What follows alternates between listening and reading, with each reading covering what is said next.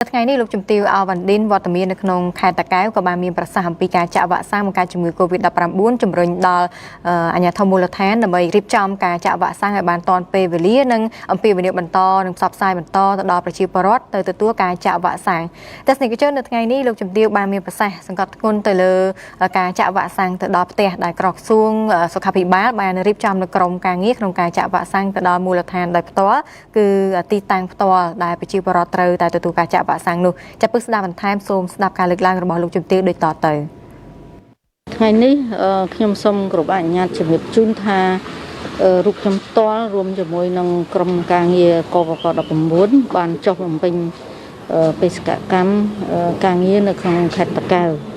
ហើយនៅក្នុងរយៈពេលពេញមួយថ្ងៃនេះយើងបានចុះពិនិត្យមើលនៅតាមទីតាំងចាក់វ៉ាក់សាំងជាហូរហែមកហើយតាំងពីព្រឹកមកម៉េចហើយក្នុងល្ងាចនេះយើងបានជួបពិភាក្សាការងារជាមួយនឹងលោកជំទាវអភិបាលរងនៃអភិបាលខេត្តតាកែវក៏ដូចជាឯកឧត្តមប្រធានទីសុខាភិបាលខេត្តមានលោកចវាយក្រុងខេត្តតាកែវផងហើយក៏មានលោកប្រធានមន្ត្រីពេទ្យខេត្តតាកែវនិងអស់លោកស្រីផ្សេងៗទៀតដែលជាមន្ត្រីពាក់ព័ន្ធហើយតាមការសង្កេតរបស់ខ្ញុំហើយមុននឹងជំរាបជូនអំពីអ្វីដែលជាការសង្កេតនេះខ្ញុំចង់គ្រប់អនុញ្ញាតជំរាបជូនដែរថាគោលបំណងធំរបស់ខ្ញុំនៅពេលនេះដែលចុះមកនេះគឺទី1គឺជំរុញនៅការចាក់វ៉ាក់សាំង COVID-19 នេះធ្វើឲ្យមានល្បឿនលឿនចា៎ហើយការជំរុញការងារចាក់នេះគឺអនុលោមទៅតាមអនុសាសន៍ដ៏ខ្ពង់ខ្ពស់របស់សម្ដេចអគ្គមហាសេនាបតីតេជោ ហ៊ុនសែននាយករដ្ឋមន្ត្រីនៃប្រជាជាតិកម្ពុជារបស់យើងដែលលោកបានប្រកាសហើយក៏បានអនុញ្ញាតឲ្យមានការផ្ដល់នៅវ៉ាក់សាំង COVID-19 នេះឲ្យបានលឿនជាពិសេសគឺនៅដូសទី3ហើយក៏ដូចជាជំរុញនៅការចាក់នៅដូសទី4នៅរាជធានីភ្នំពេញឯដូសទី4ណាប៉ុន្តែដោយឡែកនៅទីនេះគឺយើងនិយាយអំពីដូសទី3ហើយឬក៏យើងហៅថាដូសជំរុញចានិងវត្ថុបំណងធំទី2គឺបង្កើននៅការយល់ដឹងក៏ដូចជាអប់រំផ្សព្វផ្សាយបន្ថែមទៀតអំពីការការពារទប់ស្កាត់នៅការចម្លងនៃវីរុស COVID-19 ជាពិសេសគឺពពួកបំផ្លែងថ្មីប្រភេទ Omicron នេះឯងចាជារួមនៅក្នុងរយៈពេលមួយថ្ងៃនេះការសង្កេតរបស់ខ្ញុំឃើញថារដ្ឋបាលខេត្តតាកែវក៏ដូចជាមន្ទីរសុខាភិបាលខេត្តតាកែវជាមួយនឹងរដ្ឋបាលស្រុកភូមិឃុំខណ្ឌរបស់យើងក៏ដូចជាមន្ត្រីសុខាភិបាលនៅតាមស្រុករដ្ឋបាលក៏ដូចជាមណ្ឌលសុខភាពដែលជាទីតាំងចាក់វ៉ាក់សាំង COVID-19 នោះបានខិតខំអស់ពីចិត្តវិថ្លើមដើម្បីបង្កើននៅការចាក់ថាបង្កើននៅល្បឿននៃការចាក់វ៉ាក់សាំង COVID-19 នេះគឺគ្រប់ក្រុមអាយុមានន័យថាមានអ្នកដែលគាត់ត្រូវចាក់ដូសទី1ផងដូសទី2ហើយក៏ដូចជាដូសទី3ឬក៏យើងហៅថាដូសជំរុញហើយព្រឹកមិញនេះនៅពេលដែលខ្ញុំចុះទៅតាមទីតាំងនីមួយៗនេះខ្ញុំសង្កេតឃើញថាមានម្នាក់ពីរនាក់ទេចាដែលគាត់ជា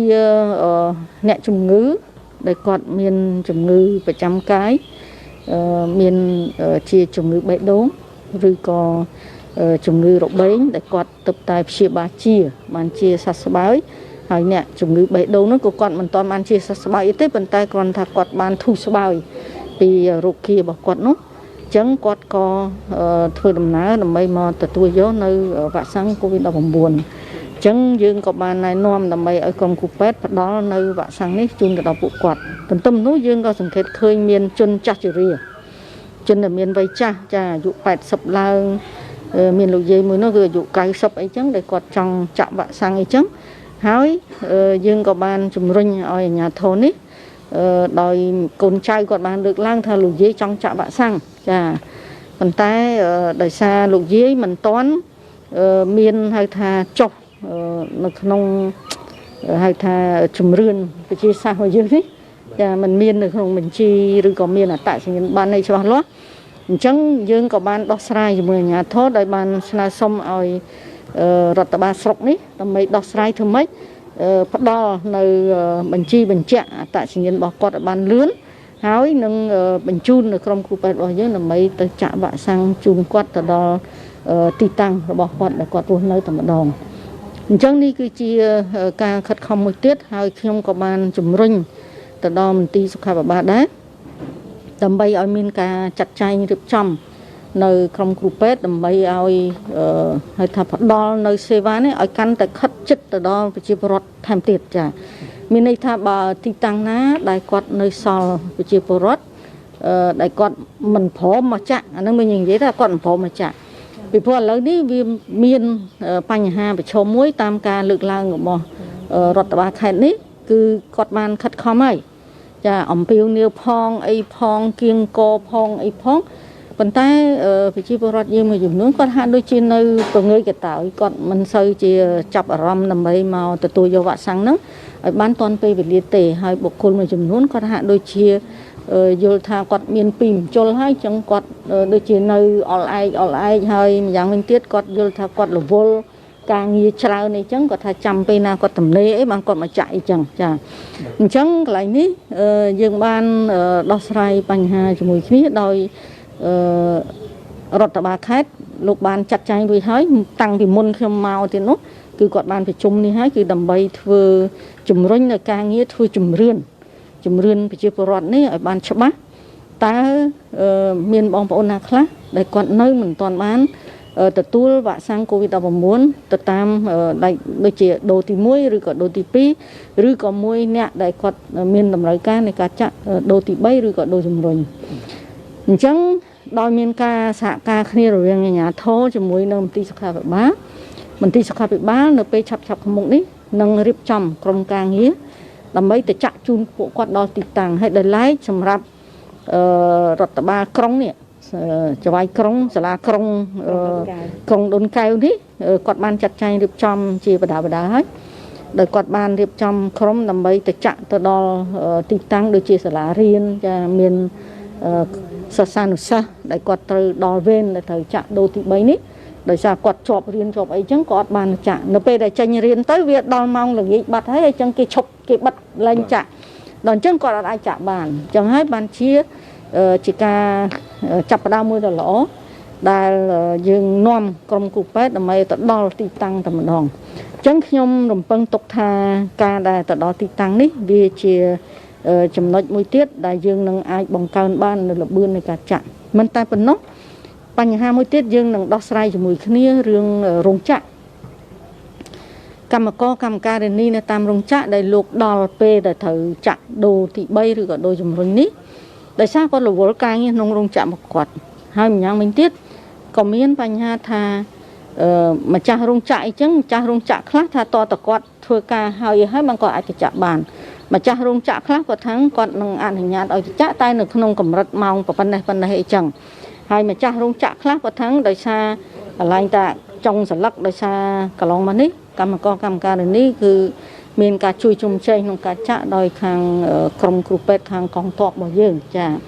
ញ្ចឹងគាត់មានអាចុងសន្លឹករបស់គាត់ដែលគាត់អត់ទាន់មានកាតហើយអ្នកខ្លះក៏ប្រមូលចុងសន្លឹកហ្នឹងដើម្បីទៅយកកាតហើយចុងសន្លឹកហ្នឹងអត់ទាន់ឡប់មកវិញអីជាដើមចាអញ្ចឹងកត្តាអស់នេះវាជាហេតុការណ៍មួយដែលធ្វើឲ្យជាបញ្ហាមួយដែលវាអាចរាំងស្ទះទៅដល់ដំណើរការនៃការចាក់វ៉ាក់សាំងរបស់យើងអញ្ចឹងយើងកំពុងតែជំរុញការងារនេះហើយយើងនឹងធ្វើការងារនេះដោយយើងនឹងឆែកឆេរមើលថាតើគាត់អាចនៅសល់ហៅថាកូពីចុងសន្លឹកហ្នឹងដើម្បីអាចយកមកប្រើប្រាស់បានហើយម្យ៉ាងវិញទៀតក៏សូមឲ្យរដ្ឋបាលខេត្តនេះមេត្តាធ្វើការងារនេះឲ្យបានច្បាស់លាស់ជាមួយនឹងរោងចក្រហើយជូនដំណឹងនេះមកលេខាទិដ្ឋានដ្ឋានរបស់កវក19ដើម្បីយើងសម្របសម្រួលគ្នានៅថ្នាក់ជាតិដើម្បីដោះស្រាយបញ្ហានេះហើយម្យ៉ាងវិញទៀតខ្លួនខ្ញុំតបបានសំណូមពរហើយគឺថាយើងនឹងសូមឲ្យខេត្តរៀបចំមន្ទីរសុខាភិបាលខេត្តរៀបចំក្រុមគ្រូពេទ្យដើម្បីចូលទៅចាក់នៅតាមរោងចក្រតែម្ដងចានេះវាជាការបោះជំហានមួយទៀតដើម្បីធ្វើម៉េចឲ្យកំណើននៃការចាក់នេះគឺឲ្យបានគ្រប់ដណ្ដប់ឲ្យបានទូលំទូលាយក្រោយពីយើងមានកិច្ចសហការរវាងថ្នាក់ជាតិរដ្ឋបាលខេត្តជាមួយនឹងមន្ទីរសុខាភិបាលខេត្តអ ហើយការងារនេះលេខាឋានរបស់កវកនឹងតំណាក់តំណងផ្ទាល់ជាមួយនឹងក្រសួងការងារបណ្ដុះបណ្ដាលវិជ្ជាជីវៈនោះចាដើម្បីឲ្យគាត់មានការសម្របសម្រួលបន្តមកទៀតមកដល់ថ្នាក់ក្រមជាតិរបស់គាត់តាមបណ្ដាញរបស់គាត់ណាចាដើម្បីយើងមានលទ្ធភាពសហការគ្នាផ្ដល់នៅវ៉ាក់សាំងនេះឲ្យបានទាន់ពេលវេលាជូនទៅដល់អ្នកដែលមានតម្រូវការចាក់ដូសទី3និងហើយឬក៏យើងហៅថាដូសជំរុញហើយនៅពេលនោះយើងក៏អាចពិនិត្យមើលទៅលើអ្នកដែលមិនទាន់បានចាក់ដូសទី2ហើយក៏ដូចជាអ្នកដែលមិនទាន់បានចាក់ដូសទី1ផងដែរចា៎ហើយលោកជំទាវភ្ជាប់ទៅនឹងមួយសំណួរទៀតតកតងទៅនឹងបច្ចុប្បន្នភាពនៃការចាក់វ៉ាក់សាំងបង្ការជំងឺ Covid-19 ខ្ញុំសូមផ្ដោតសំខាន់ទៅលើដូសទី3ទី4តើបច្ចុប្បន្ននេះវឌ្ឍនភាពនៃការចាក់វ៉ាក់សាំងដូសទី3ទី4នឹងដំណើរការយ៉ាងដូចម្តេចទៅបាទចាសម្រាប់ការចាក់ដូសវ៉ាក់សាំង Covid-19 សម្រាប់ដូសទី3ឬក៏ដូសទី4នេះបច្ចុប្បន្ននេះគឺវឌ្ឍនភាពរបស់យើងគឺឃើញមានសន្ទុះកើនឡើងច្រើនចាពីមួយថ្ងៃទៅមួយថ្ងៃហើយដល់ឡែកបើយើងនិយាយដល់ឡែកសម្រាប់តែខេត្តតាកែវនេះក៏មានការកើនឡើងច្រើនណាស់ពីមុនមានប្រហែលជា 2000 នាក់ 3000 នាក់ក្នុងមួយថ្ងៃឥឡូវវាឡើង 5000 6000 នាក់ក្នុងមួយថ្ងៃទៅហើយចាអញ្ចឹងបើយើងនិយាយជារួមក្នុងក្របខ័ណ្ឌទូទាំងប្រទេសនេះសម្រាប់ការចាក់ដូសទី4នេះគឺយើងចាក់បានក្នុងល្បាក់ 95783 នាក់ហើយជាសរុបជារួមហើយយើងចាក់នេះដោយសារដូសទី4យើងចាក់នៅក្នុងក្របខ័ណ្ឌរាជធានីខ្ញុំសូមបញ្ជាក់ម្ដងទៀតណាពីព្រោះអ្នកខ្លះគាត់ភ័ន្តច្រឡំបើសិនជាយើងចាក់ក្នុងក្របខ័ណ្ឌទូទាំងប្រទេស25រាជធានីខេត្តតួលេខមិនប៉ុណ្ណឹងទេតែនេះយើងចាក់នៅក្នុងតែទីតាំងនៅតែរាជធានីភ្នំពេញអញ្ចឹងតួលេខនេះគឺសម្រាប់តែនៅទីតាំងរាជធានីភ្នំពេញអញ្ចឹងមកទៅពេលនេះយើងចាក់បានជិត100000 នាក់ហើយអញ្ចឹងតួលេខនេះក៏វាខ្ពស់ដែរចាបើយើងនិយាយតាមមកទីតាំងមកតំបន់ដល់ហើយសម្រាប់ដូសទី3ដែលជាអត្រាគ្រប់នឹង10ទូទាំងប្រទេសចាទូទាំងប្រទេសយើងឃើញថាយើងចាក់បាន4លាន777,000 នាក់ជាងហើយចាអញ្ចឹងវារំកិលទៅរកជិត5លាននាក់ហើយការដែលយើងចាក់ដូសទី3ឬក៏ដូសជំរុញនេះយើងត្រូវគិតថាមិនមែនធៀបជាមួយនឹងប្រជាជនសរុបទូទាំងប្រទេសទេដោយសារយើងមានក្រុមដែលអាចចាក់ដូសទី3បានគឺទទួលបាននៅការអនុញ្ញាតដ៏ខ្ពង់ខ្ពស់ពីសំណាក់នាយកនាយករដ្ឋមន្ត្រីនេះ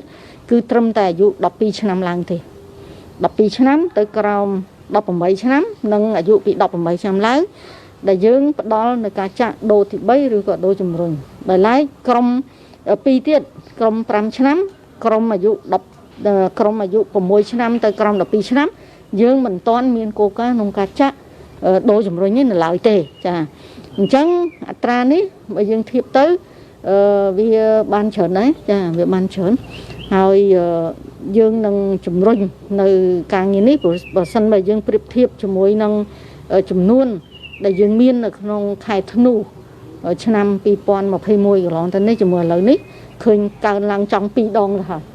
ចាកើនឡើងចង់2ដងហើយអញ្ចឹងនៅក្នុងរយៈពេលតែ2សប្តាហ៍ទេដែលកវក19 2សប្តាហ៍ជាងតិចដែលកវក19បានខិតខំធ្វើការងារជំរុញហើយសហការនេះបានល្អជាមួយនឹងរដ្ឋបាលថ្នាក់ក្រមជាតិជាមួយនឹងមន្ត្រីសុខាភិបាលខេត្តនេះរួមជាមួយនឹងការដែលយើងបានចុះមកផ្ទាល់មកដល់ទីតាំងតែម្ដងអញ្ចឹងការងារចាក់វ៉ាក់សាំងនេះគឺមានវឌ្ឍនភាពទៅមុខល្អប្រសើរមែនតើចា៎លោកជំទាវសូមភ្ជាប់ជាមួយនឹងអ្វីដែលលោកជំទាវបានមានប្រសាសន៍នៅមុននេះថាចង់ឲ្យមានការយកវ៉ាក់សាំងដូសជំរុញនេះទៅចាក់ជូនទៅដល់សិស្សានុសិស្សក៏ដូចជាកម្មករកម្មការិនីនៅតាមបណ្ដារោងចក្រនៅសាលារៀនតែម្ដងយន្តការនេះយើងនឹងអនុវត្តនៅគ្រប់រាជធានីខេត្តទាំងអស់ឬក៏យ៉ាងម៉េចដែរចាយន្តការនេះអាស្រ័យទៅតាមសភាពការជាក់ស្ដែងនៅតាមខេត្តនីមួយៗកន្លងមកនេះខ្ញុំបានចុះទៅខេត្តកណ្ដាលមានស្ថានភាពមួយដដែលក្រោយពីមានការសម្របសម្រួលពីកវក19បណ្ដារោងចក្រទាំងអស់គឺក្រុមគ្រូពេទ្យបានចូលទៅចាក់បានចូលទៅចាក់ជូនគាត់ហើយប៉ុន្តែយើងមានលក្ខណៈមួយទៀតគឺក្រុមសហគមន៍ណាដែលគាត់មានហៅថាបញ្ហាមិនច្បាស់លាស់ឬក៏គាត់មានដូចថាខ្ញុំចុះទៅមានសហគមន៍មួយនោះគឺថាគាត់មានបញ្ហាសុខភាពគាត់ច្រើនដែលគាត់មិនហ៊ានមកចាក់ទទួលយកវ៉ាក់សាំងនេះយើងក៏បានជំរុញធ្វើការងារនេះដោយចាត់ចែងឲ្យមានក្រុមគ្រូពេទ្យទៅពិនិត្យសុខភាពគាត់ហើយក៏ផ្ដល់នៅវ៉ាក់សាំងនេះបានរាប់រយនាក់រួចទៅហើយនេះគឺជាជាក់ស្ដែងនៅខេត្តកណ្ដាលហ ដែលឡែកនៅខេត្តកំពង់ចាមដែលយើងទៅកន្លងទៅនេះក៏មានការចាត់ចែងរៀបចំនៅក្នុងការជំរុញការចាក់ដូសទី3និងដូសឬក៏ដូសជំរុញនេះចាដោយអាជ្ញាធរខេត្តលោកមានការចាត់ចែងរៀបចំដល់ឲ្យមានក្រុមគ្រូពេទ្យលោកចាក់នៅតាមមណ្ឌលសុខភាពផងហើយក៏ចាត់ចែងទៅតាមភូមិណាឃុំណាដែលបងប្អូនប្រជាពលរដ្ឋមិនសូវមកណាដែលគាត់មិនសូវមកគឺគាត់នឹងរុញក្រុមគ្រូពេទ្យដើម្បីចាក់ទៅដល់ទីតាំងថ្មីនេះយើងបានទៅខេត្តបាត់ដំបងនិងខេត្តពោធិ៍សាត់ហើយក៏មានការចាត់ចែងប្រហាក់ប្រហែលគ្នាដែរអញ្ចឹងខ្ញុំគិតថាការងារជំរុញឲ្យមានការចាក់នៅតាមទីតាំងនីមួយៗនេះយើងនឹងធ្វើជាបន្តទៀតហើយអាស្រ័យទៅតាមស្ថានភាពជាក់ស្ដែងប៉ុន្តែអ្វីដែលជាចំណុចសំខាន់គឺអ្នកដែលមិនមានលទ្ធភាពមកទទួលយកវ៉ាក់សាំងគឺយើងបានជំរុញរួចហើយការងារនេះយើងធ្វើតាំងពីឆ្នាំទៅម្លេះគឺសុំកបក19បានដាក់ចេញនៅការណែនាំច្បាស់លាស់ហើយគឺសុំឲ្យរដ្ឋបាលខេត្តក៏ដូចជាមន្ទីរសុខាភិបាលខេត្តយកចិត្តទុកដាក់នៅក្នុងការស្ពាយវ៉ាក់សាំងនេះទៅចាក់ជូនពួកគាត់ទៅដល់ផ្ទះសម្បែងគាត់តែម្ដងនឹងលើកលែងអ្នកដែលគាត់ខ្វះលទ្ធភាពនៅក្នុងការធ្វើដំណើរមកទីតាំងនៃចាក់វ៉ាក់សាំងប៉ុន្តែដោយឡែកនៅក្នុងសភាពការដែលយើងពន្លឿនលបឿននៃការចាក់វ៉ាក់សាំងនេះនឹងមានការពិនិត្យទៅតាមរដ្ឋបាលខេត្តនីមួយៗបើសិនបើខេត្តនីមួយៗគាត់អាចចាត់ចែងក្នុងការចាក់នេះមានលបឿនលឿនទៅបានគៀកមនុស្សសំខាន់ការគៀកមនុស្សទេចាគៀកបងប្អូនប្រជាពលរដ្ឋដោយក្រុមគ្រូពេទ្យលោកពង្រីហើយលោកចាត់ចែងរៀបចំឲ្យមានក្រុមមានអីហើយប៉ុន្តែសំខាន់គឺការគៀកបងប្អូនប្រជាពលរដ្ឋដើម្បីឲ្យគាត់មកចាក់អញ្ចឹងបើសិនបើការគៀកនេះមានការលំបាកអញ្ចឹងនឹងពិនិត្យតាមលទ្ធភាពជាក់ស្ដែងទៅតាមភូមិឬក៏ទៅតាមឃុំអាចប្រមូលផ្ដុំប៉ុន្តែវាអាស្រ័យទៅលើជំរឿននៃការឬក៏ភាពជាក់លាក់នៃចំនួនដែលអ្នកត្រូវចាក់ពីព្រោះយើងត្រូវដឹងថាវ៉ាក់សាំងនៅពេលដែលយើងយកទៅចាក់កាលណាយើងបើកហើយយើងមិនអាចយកមកវិញបានទេតែបើកហើយត្រូវចាក់ហើយចាហើយវ៉ាក់សាំងមួយចំនួនមួយដបហ្នឹងចាក់10នាក់ចាហើយវ៉ាក់សាំងខ្លះមួយដប6នាក់ចាវ៉ាក់សាំងខ្លះមួយដបប្រហែលនាក់អីចឹងចាមួយដបមានវ៉ាក់សាំងមួយនោះមួយដប28នាក់នោះចាហើយចឹងបើសិនមកប្រមូលមនុស្សមិនបានទេយើងបើកវ៉ាក់សាំងទៅចាក់អត់មានមនុស្សមកចាក់គ្រប់អញ្ចឹងវ៉ាក់សាំងហ្នឹងត្រូវបោះចោលអញ្ចឹងវាខាតបងនៅវ៉ាក់សាំងរបស់យើងអញ្ចឹងចំណុចអស់នេះកបក19បានណែនាំច្បាស់លាស់ហើយទៅដល់រដ្ឋបាលខេត្តក៏ដូចជាពិសេសគឺជំនាញមន្ទីរសុខាភិបាលខេត្តនិងអ្នកដែលទទួលខុសត្រូវនៅលើការងារចាក់វ៉ាក់សាំង COVID-19 នេះតែម្ដងដើម្បីធ្វើយ៉ាងណាឲ្យប្រើប្រាស់វ៉ាក់សាំងនេះឲ្យត្រឹមត្រូវទៅតាមបច្ចេកទេសផងហើយជៀសវាងនៅការហៅថាខាត់បងអានឹងវាចូលរឿងខាត់បងចាធ្វើម៉េចកាត់បន្ថយឲ្យបានជាអតិបរមានៅអត្រាខាត់បងនោះឲ្យតិចជាទីបំផុតចា